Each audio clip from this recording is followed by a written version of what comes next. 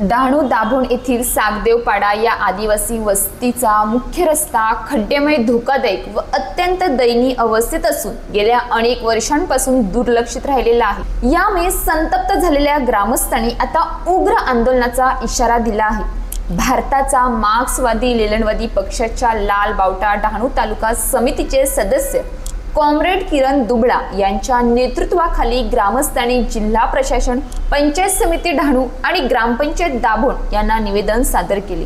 जीवघेणा रस्ता, धोकादायक गावकऱ्यांचे जीवन। सागदेवपाडा या आदिवासी वस्तीस जोडणारा रस्ता पूर्णतः उखडलेला असून मोठमोठे खड्डे, चिखल व वाहतुकीची गैरसोय यामुळे नागरिकांना प्रचंड त्रास सहन करावा लागत आहे। आरोग्य सेवा, शिक्षण, रोजगार तसेच इतर अत्यावश्यक कामांसाठी बाहेर पडणे जीवावर बेतू शकते अशी परिस्थिती निर्माण झाली आहे।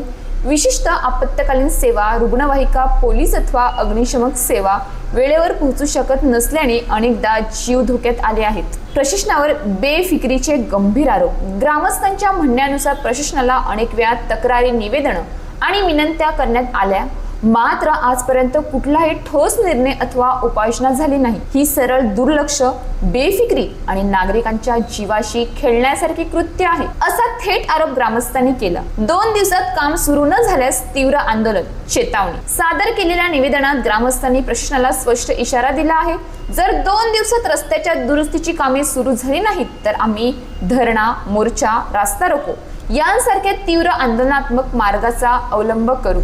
यावेळी कॉम्रेड किरण दुबळा यांनी पत्रकार परिषदेत बोलताना सांगितले, ही मागणी नव्हे, ही एक अंतिम चेतावणी आहे।